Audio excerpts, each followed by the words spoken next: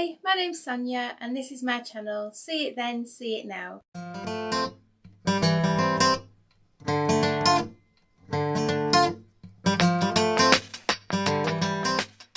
Before we get into today's video, I just wanted to say a huge thank you to you all for subscribing.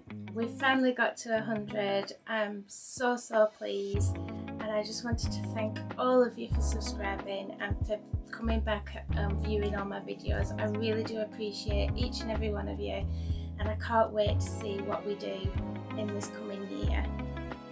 That said, let's get to today's video. So this is just an update on where I'm up to with the bedroom. It's all starting to come together now, and the next few videos I will be able to start creating items to actually go in the room. But for today, let's just see where I'm up to. Let's jump straight in. There was just the last bit of prep work to do, and a couple of holes were still left to fill in and sand down. I always found that by painting the walls white, any imperfections show up more easily. Once I had the windowsills, the skirting boards and the door frame undercoated, it was finally time to get some colour on the walls.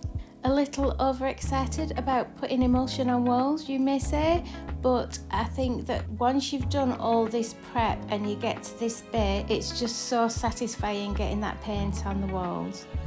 So I masked round at the ceiling and then I mixed my own paint. The reason I did this was because I had this blue paint already and it was a little bit too blue, and I didn't want to go buy more paint when I had paint sat there needing using. So I mixed up the colour myself. I've done this loads of times before. The only thing that you need to bear in mind if you do it is just make sure that you mix enough, because if you run out you cannot match that colour again.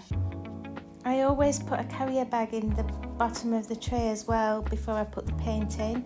It just saves gallons of water trying to get the tray clean at the end. Oh, and my time trying to get it clean at the end. I gave all the walls 2 coats of this blue.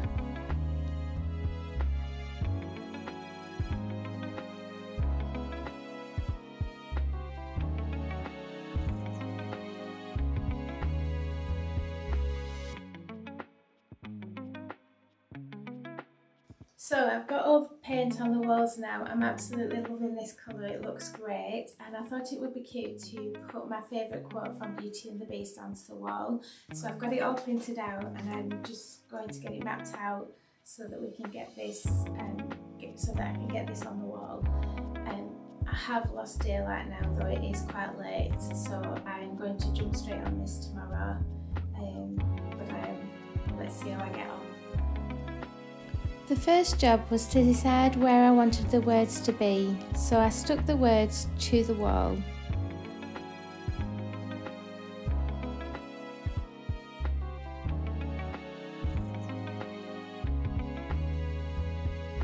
I then moved them around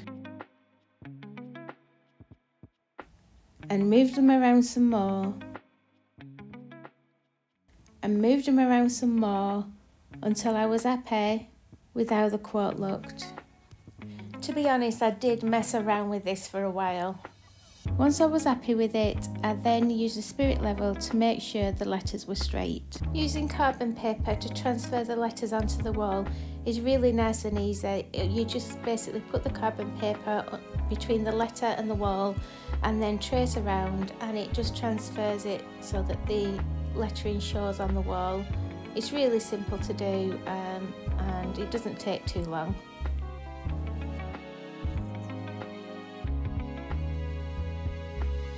I just continued doing this until I had all the lettering on the wall. 10 out of 10 to anybody who's noticed the word in is missing.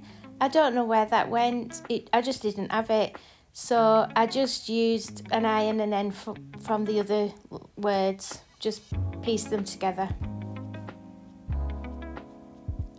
Just on the subject of using carbon paper as well, the first time I used it I was horrified because the carbon does end up all over the wall, so it doesn't just end up where your lettering is, you end up with smears and smudges everywhere, and I was like, oh, I'm going to have to paint all in between the letters and it's just going to there's none of that. Literally a damp cloth, wipe it over once you've done your painting and the carbon just comes off. Now that all the lettering was on the wall, all that was left to do was to paint each letter. The plan was to paint all these letters in this grey colour and then paint the outer part of the letters in a silver. Unfortunately, this grey colour didn't contrast well against the silver, so I did end up going back and painting the whole thing again with a darker grey. It's a good job that painting puts me in my happy place, is all I can say, because I was a bit gutted when I'd finished it all and then found that I had to, and then as soon as I started with the silver, it was like, no! And I had to go back and paint over the whole lot. But like I say, painting is my happy place, so it wasn't that big a deal. Note to self though, if I'm ever doing anything like this again, is to paint just a couple of letters and then check that my contrasting colour is good before painting the whole thing.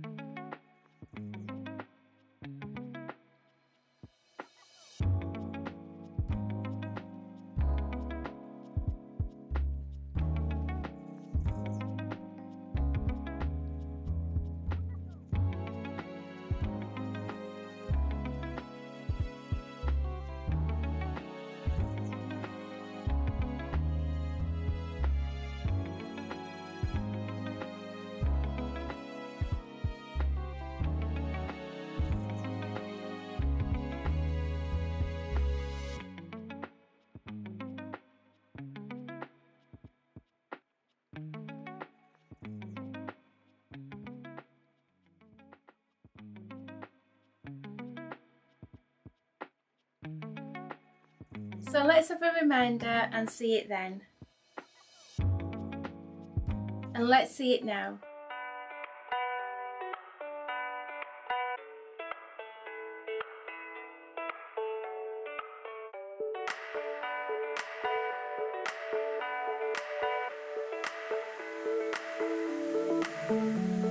I'm really pleased with how this turned out, but let me know what you think in the comments, and don't forget to let me know what your favourite quote is. I didn't show you what the lighter grey looked like against the silver, and I didn't show you me repainting the whole thing, but I'm just going to pop up a comparison between the two, or I'm going to get my editor to pop up a comparison between the two so that you can see why I took the time to go and paint the whole thing again in the darker grey, because it just looks so much better. The room's really coming together now and I can start getting some pieces of furniture in there. Speaking of which, let's have a sneak preview of the piece of furniture that will be in the next video.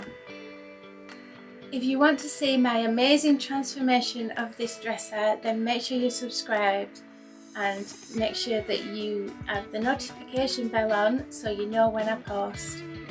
You can also get updates on my social media at See It Then, See It Now. That's it for this one. Thank you all again so much. I'll see you next time. Bye!